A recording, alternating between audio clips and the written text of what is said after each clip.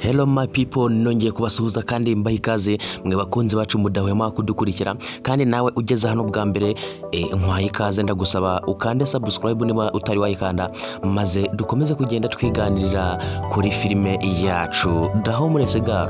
Ese ibi bintu muratekereza biruze kuba byagenda bite ko ibyo Lucky ndetse na Lewis bari barateguye ko Lucky agomba kuba yabesha mama wa Lewis amubesha ko aho yari yarabonye Alice yimutse. Ibi bintu muratekereza biri buze kuba byaherera hehe ko Lucky ahuye na mama Lewis ndetse akaba anamubwiye ko Alice yari yarabonye ahantu yabaga ariko ubu ngubu akaba yimukiye n'ahantu hakure ndetse aho hantu akaba atanahamenye ngo ari kure cyane. Ese ibi bintu muratekereza bizaba byagenda bite mama Lewis nabasha kuba yamenya ko Lucky yamubeshe kuko turabibona ko amubeshe. Ese mama Lewis naba ari kugenda akaba yihuriye na Alice ubu ngubu ntazaba yakeka ko Lucky yamubeshe ko Alice atakibinaha kandi ahaba.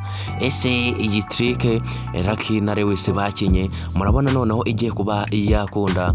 Ese muratekereza hari buze kuba hakorwa iki kugira ngo bakomeze bamubeshe neza kuba yatekereza ko Alice ari mu ibi bice bibe byamuvamo. Ese ibi bintu bizaba byagenda bite guys?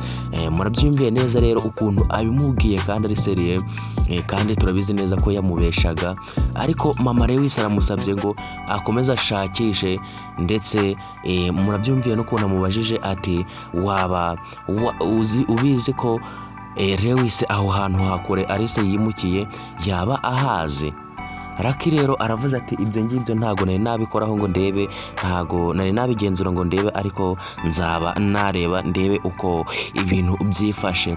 Ese ibi bintu bizagenda bite guys? Reka nkusabe weho wakomeje kubana natwe kugira ngo ujye muri comment dusangize igitekerezo cyawe. Ese ibi bintu wabibonye ute? Ese uratekereza bizaba byaherera hehe guys? Ndagushimiye wakomeje kubana natwe. Ciao ciao, naho utanda bakunda cyane.